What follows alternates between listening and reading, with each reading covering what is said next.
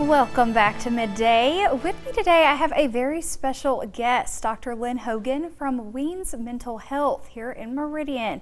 Welcome, Dr. Hogan. Thanks for being with us today. Thanks for having me. I appreciate it. So we know students are back in school this time of the year, so mental health is top of mind for a lot of people, especially students. So can you share with us just some tips that students have for managing that anxiety, or everyday people in general for managing anxiety? Well, absolutely. And so students starting either college or school in elementary school or high school, there's always a lot of pressure. There's a lot of pressure on young people to do well in school. What we find at Weems is that a lot of times students will come to us, particularly college students too, for test anxiety and things like that. So we help them cope with the new schedule and also getting ready for exams and things like that. It has a lot to do with time management and learning study skills and things like that.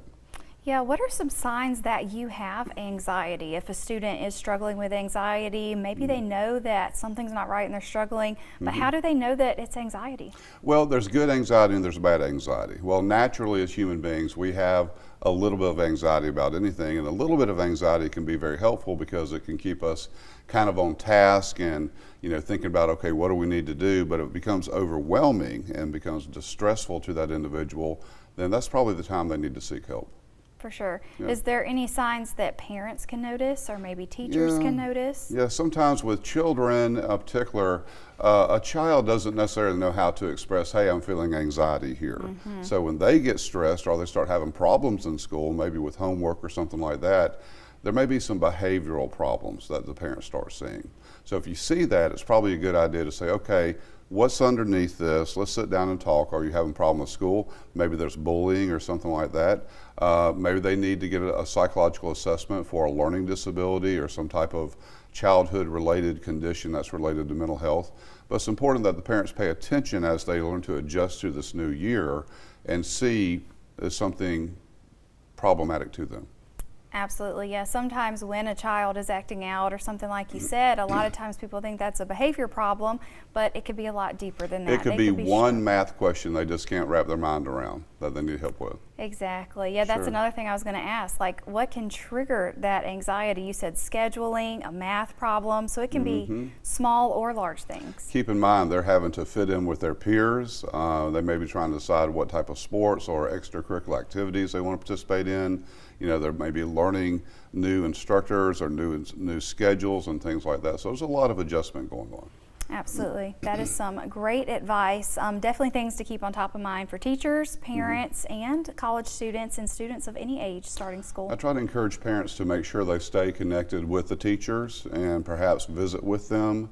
Maybe sit in on a class. I think that's allowed in some cases. Yes. Yeah, absolutely. That is some great advice, and we're going to continue talking about this after the break. But thanks for coming back into Midday. With us, we're with Dr. Lin Hogan from Weens Mental Health Center here in Meridian, and we're talking about the importance of keeping your mental health in check. So thanks for being with us again and continuing this very important conversation. Thank you. Everyone has mental health. We all need to stay healthy. Yeah. And one thing that we need to keep in check is substance abuse. So a lot of people kind of struggle with maybe having some substance abuse issues, and that can lead to bigger problems. You want to talk about that a little bit? Absolutely. 28% of the population has an identified mental health condition.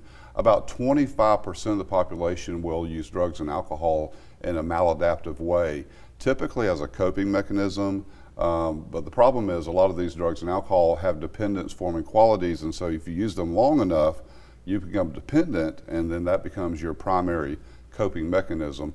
And so when it starts to cause problems, now I'm not talking about just general social drinking, there's not much of a problem with that, but if somebody has an identified problem, it's a good idea to get some help.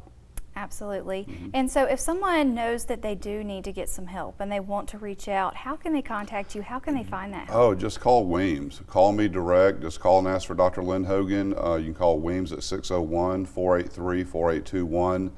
We'd like to have them come in. It's confidential.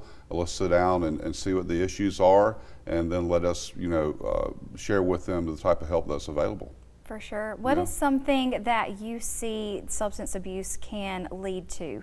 It can lead to some bigger issues. What are those issues? Well, we're biological, we're psychological, we're social, and we're spiritual creatures. When someone has a problem with drugs and alcohol, it's going to affect their biology, their psychology, their social life, and perhaps their spiritual condition. And so when someone starts having legal problems, financial problems, and most likely health problems, then they need to come in. Yes, Absolutely. Absolutely. So all you have to do is just make that call, take that first step, because mental health is very important. All right, we've talked about a lot of things. We talked about students having anxiety. We've talked about substance abuse. Is there anything else you would like to quickly add for the public to know? You know, I always like to bring up the rates of suicide that happens in our country, and even in the state of Mississippi, and even here in Meridian. About 45,000 people end their lives by suicide each year, and there's actually tens of thousands more that attempt. And what we find is the majority of people that actually have suicidal thoughts, they really don't want to die, they just want to get out of the pain. And that's our job, to help them learn coping skills. Perhaps medication management is helpful, help them get stabilized at our crisis stabilization unit, and get the outpatient counseling that they need.